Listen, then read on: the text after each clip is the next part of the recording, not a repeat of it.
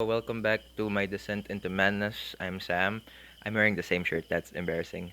I we are at film 2 out of 220.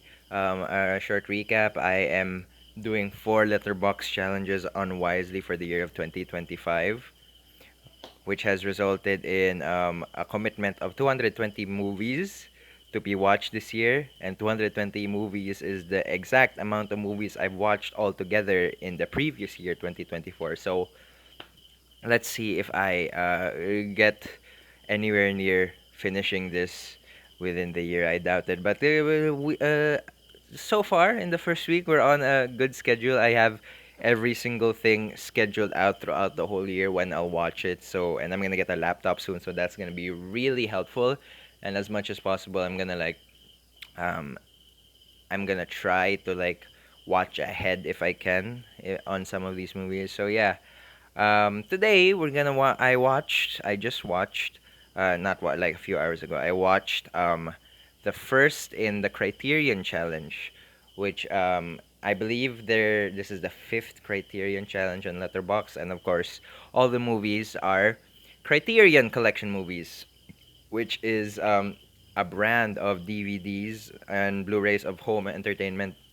They're a distributing brand, and their whole thing is that it's a love for cinema, it's a love for movies. The best way to describe it is being a Criterion is a better Academy Award than the Academy Awards, because like not only do they pick like films to release, not only do they release it, a lot of these movies don't have any releases besides Criterion, but they pick what they consider essential or like important movies in the history of cinema. They select those and then they release them on home entertainment, physical home release, and there's a lot of like extras with like extra behind the scenes stuff, maybe like interviews, some commentaries. There's always an essay. I did not uh, digest any of those fun extras because I did not watch the Criterion version of this because I pirated it, guys. I'm a pirate, but like yeah, so yeah, that's what the Criterion Challenge is all about. The first week, the prompt, every week has a prompt. The prompt was pick a film from the CC40 film box set. CC40 or Criterion Collection 40 is the box set of movies that the Criterion Collection released in celebration of their 40th anniversary. They've been doing this for 40 years now, and there's a bunch of movies on there. Like a lot of movies will appear later on in this challenge throughout the year. Lots of them are like favorites of mine already, like Do the Right Thing and Yee Yee and The Red Shoes. I just watched The Red Shoes like 2 days ago, and it was beautiful. And so yeah, and there's movies like I said that will be featured along the way with this challenge. Stuff like I think I saw On the Waterfront there, and I think Mishima. Oh, that's gonna exciting one. I'm excited for that. And so yeah, there's like a lot. There's all that.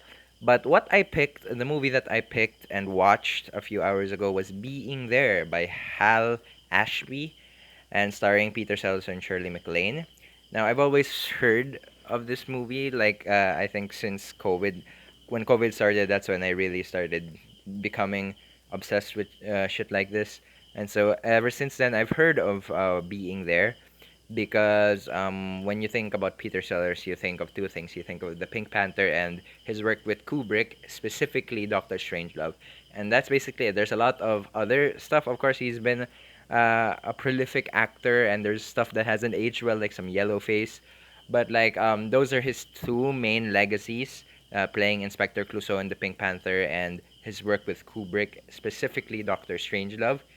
But uh, upon research, just like there's this third legacy role that or legacy movie that he often gives, and that's Being There because I don't know. It always sounded very interesting to me, the plot of Being There, which I'm just gonna say. The Being There follows a man named Chance, a gardener who is practically a child. He has been is very clearly stinted as a man child. He has the mind of a child basically, and he is a recluse. He has never gone out of the house, and he watches. television every day. That's the main thing he does. He always watches television. And he works for this old man, and then after the old man dies, he is out uh, off to the real world, into the town, which is in Washington, D.C. And just through a series of kind hearted intentions and coincidences and misunderstandings, Chance slowly but maturely rises up into the echelons of social and political society. And he meets the president, and he gains international fame and so what and what forth. And upon hearing that, you may think this sounds a lot like Forrest Gump. And throughout the movie, I did feel that aura. But as I said in my letterbox review, this movie is um, Forrest Gump if it were good.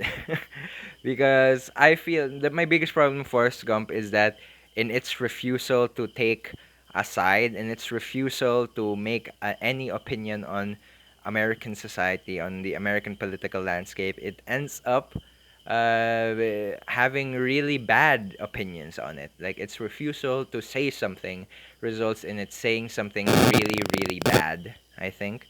And there's a whole video, there's a lot of essays about that. It's a famously contested movie now in that terms. People say it's the conservative darling of Hollywood. And yeah, but like the thing I always liked is, Forrest Gump himself um, is a very endearing character. Tom Hanks has a great performance, and there's potential with that, like the series of misunderstandings and just the absurdity of how Forrest, again, similar to Chance the Gardener, um, climbs up to the echelons of American society. But again, it does not take a side. Meanwhile, being there, I think, does have something to say about the American political landscape. I think at the when this movie ends, what it has to say about American politics is that it is both very easy to unravel it with the shallowest things, but it is also in need of some optimism, which are very. It's a very interesting.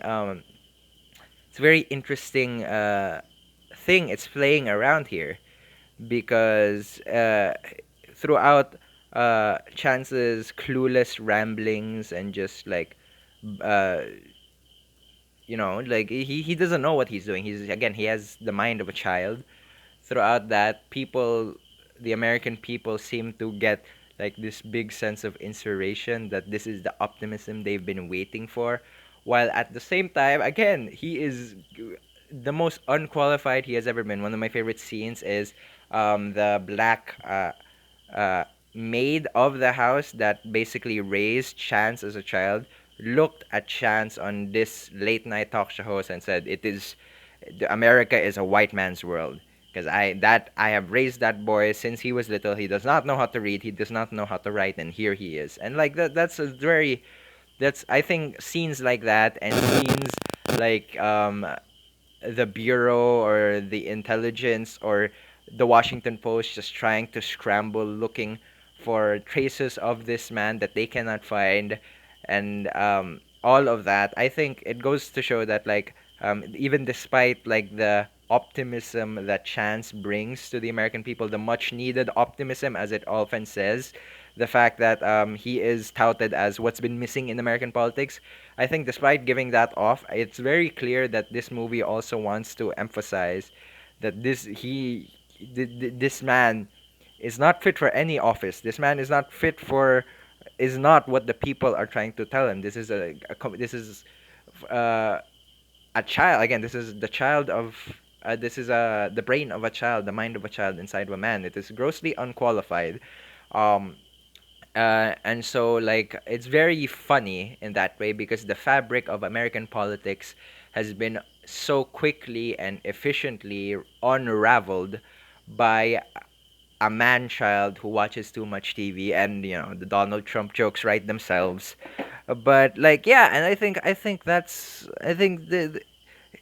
just that alone gives it an edge over Forrest Gump, which I think is very much uh a spiritual sequel to Being There, because it came out 20 years after Being There, and it gives everything. It gives everything. Being there gives me everything that Forrest Gump gives, and it doesn't take away anything that Forrest Gump also takes away from me. You know, that's it. Uh, all the pros of Forrest Gump are there with being there. You know, and but again, there's that edge. There's a message there. It's trying to say something, which is very which I find very good, and it's also incredibly funny. The misunderstandings here. If anything, I wish there were more misunderstandings like that. I don't know. Maybe you can only go so far with doing the same joke over and over again. But I don't know. It was just so funny, and it was just so well executed. All these misunderstandings that I guess I wish there was a few more things. Uh, I feel like it's a very satirical movie, obviously, but I think it could play with more goofy comedy that way. And yeah, and I think that's all I have to say. Peter Sellers is obviously very funny. What I like is it didn't really infantilize Chance. I mean, I say he has the mind of a child, but it doesn't like. Unlike Forrest Gump, practically nobody knows. Nobody nobody catches on that he does has the child of he has the mind of a child. They just think that he is a very vague but insightful man. And so I think just from that alone it avoids the whole infantilizing the mentally handicapped or the developmentally disabled in that way. So I think again that's another plus for that I think Forrest Gump just misses on very much. But like yeah, I think that's all I have to say. It's a good movie. It's a very good movie, and it's good to have this as another pillar in Peter Sellers' legacy. And so yeah, watch Being There, guys. Boom, boom, boom, boom, bye.